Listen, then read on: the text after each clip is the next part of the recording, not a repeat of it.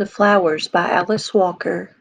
It seemed to Myop, as she skipped lightly from henhouse to pigpen to smokehouse, that the days had never been as beautiful as these. The air held a keenness that made her nose twitch. The harvesting of the corn and cotton, peanuts and squash made each day a golden surprise that caused excited little tremors to run up her jaws. Myop carried a short knobby stick. She struck out at random at chickens she liked and worked out the beat of a song on the fence around the pig pen. She felt light and good in the warm sun. She was 10 and nothing existed for her but her song, the stick clutched in her dark brown hand, and the ta-ta of accompaniment. Turning her back on the rusty boards of her family sharecropper cabin, Myop walked along the fence till it ran into the stream it made by the spring. Around the spring, where the family got drinking water, silver ferns and wildflowers grew. Along the shallow banks pigs rooted.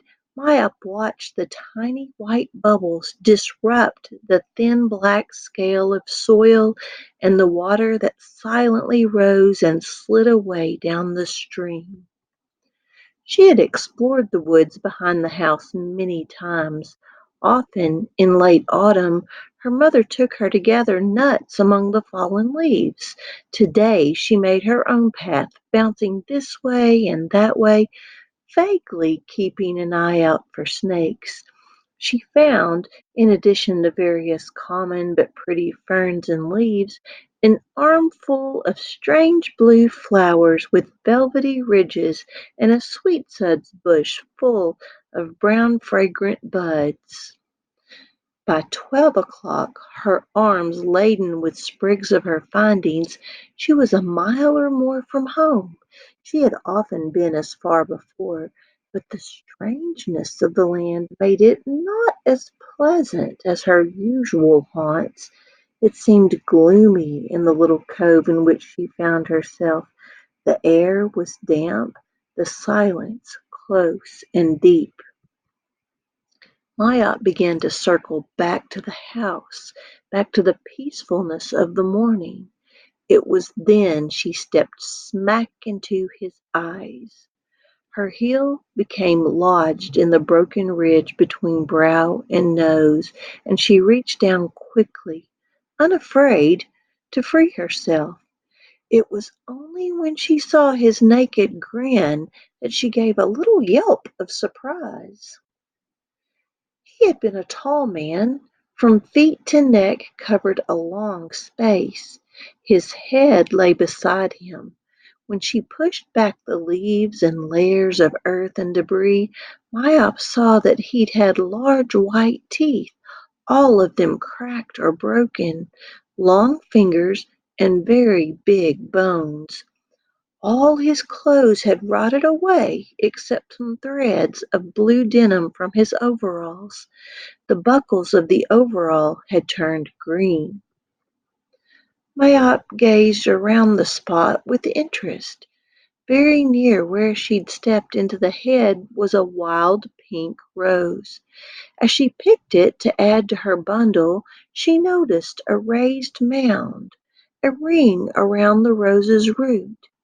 It was the rotted remains of a noose, a bit of shredding plowline now blending benignly into the soil.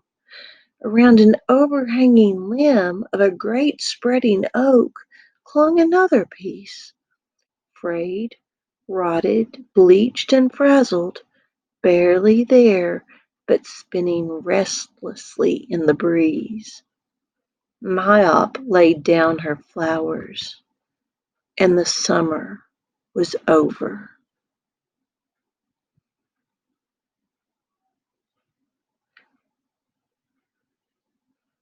Let's read that one more time, and I'm going to make commentary as we go. Alice Walker, of course, wrote The Color Purple, so you know a little bit of her background. She's African American, and the pain experienced because of racism in The Color Purple can be seen in this story also. Myop actually probably was taken from the word myopia, and myopia is nearsightedness. You don't have a world view of far away. And myop is skipping lightly from the hen house to pig pen to smokehouse, which is really neat syntax that imitates the feel of skipping. We know that she lives on a farm. We know if she's skipping, she's probably young and carefree. A very carefree time. The days are beautiful for her. Um, every day is a golden surprise, metaphorically, and little tremors run up her jaw, neat personification to show the excitement of her life. She is, CC might be she's striking out at random chickens. I think that's just what a carefree kid would do for fun. She's running her stick down the fence, another childlike thing. It explicitly says direct characterization that she feels light and good in the sun. We know that direct characterization, she's 10, and hyperbole, of course, other things exist for her, but in her heart, she's just happy. Her song, we know she's probably African American because Walker tells us that she has a dark brown hand.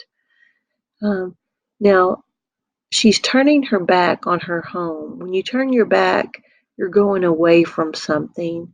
Her cabin is sharecropper, so we know she's poor. It's during the era of sharecropping, so that puts it after the Civil War, Reconstruction era, all the way probably into the 1930s. Did people sharecrop? And of course, it was not always a just system. They didn't get paid fairly for their crops.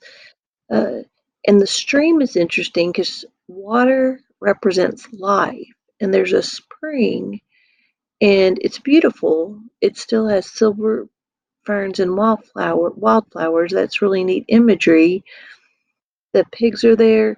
The tiny white bubbles are very interesting. Once you read this and you know what about Myop's discovery at the end, the white bubbles become very symbolic of the lynch mob, the white people who would disrupt the black lives because the thin black scale, they had no power at this time, and they would go silently away. Well, that's in that cult alliteration. The repeated S's often have a hissing sound like the evil of a snake, and they got away with their crime of lynching.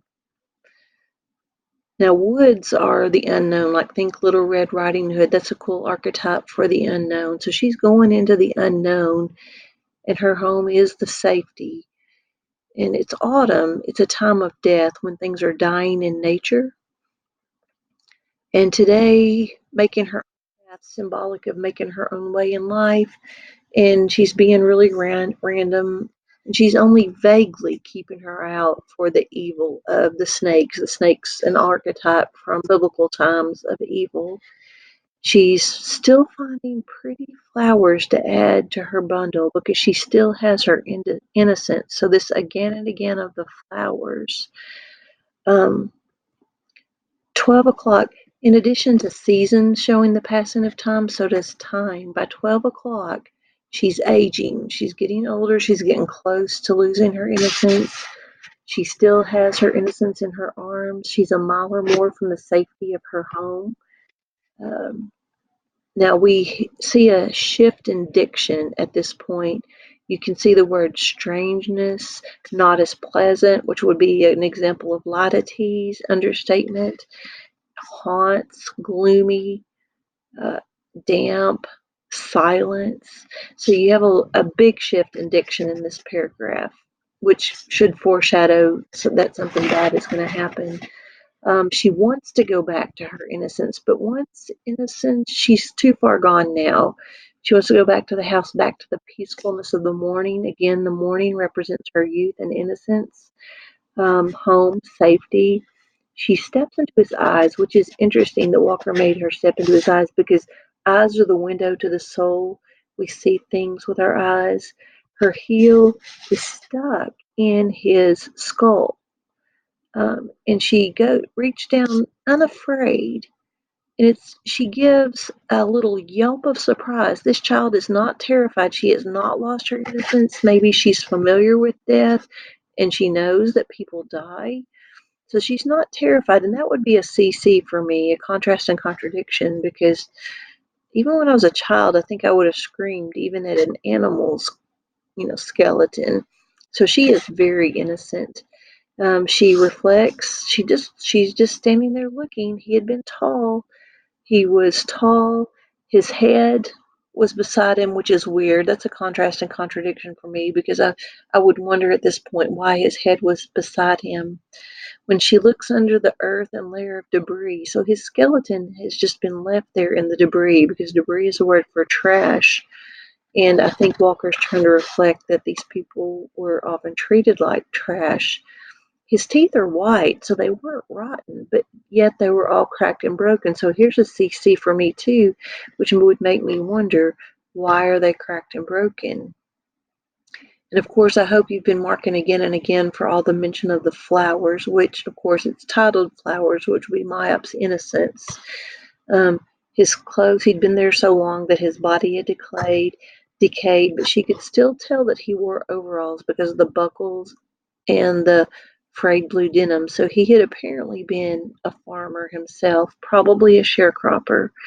As she gazes around, she's still innocent because there's a wild pink rose, and pink representing the innocence.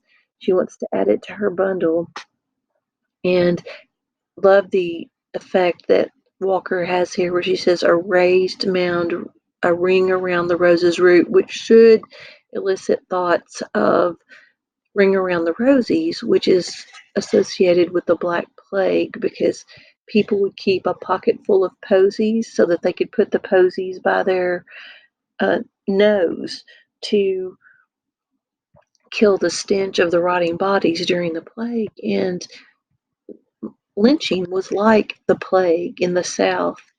Um, it took many, many lives. Now, when she says noose, a lot of students don't know what noose is. Of course, that's what they used at the end of a rope to hang someone. And it's made out of plow line, possibly this victim's own plow line. And blending benignly is supremely ironic because benign means harmless, and it's anything but harmless. Like the effect of that alliteration also. Around an overhanging limb, an oak, an oak tree is often symbolic of power, the mighty oak. And the white people had the power, and there was another piece, and clung, it's personifying this rope, it's clinging to that limb, like white people are trying to cling to their power. And this is frayed, rotted, bleached, and frazzled. I love this sentence fragment. Barely there. It's it's almost gone because Maya wasn't apparently familiar with this, but now it's going to enter her life, spinning restlessly in the breeze. When you call that rope restless, it's almost like it's restlessly waiting to go to work again. And Maya knows it's a threat to her. She laid down her flowers. She puts those flowers, and of course, you can see the symbolism of the flower. She puts down her innocence, and the summer was over. And you know the passing of time. Summer didn't just end in that second when she laid down her flowers. Summer represented the time of carefree peacefulness for her, and that's what has ended for her. She has an epiphany that that is done for her. That was Walker's very brilliantly written story, The Flowers.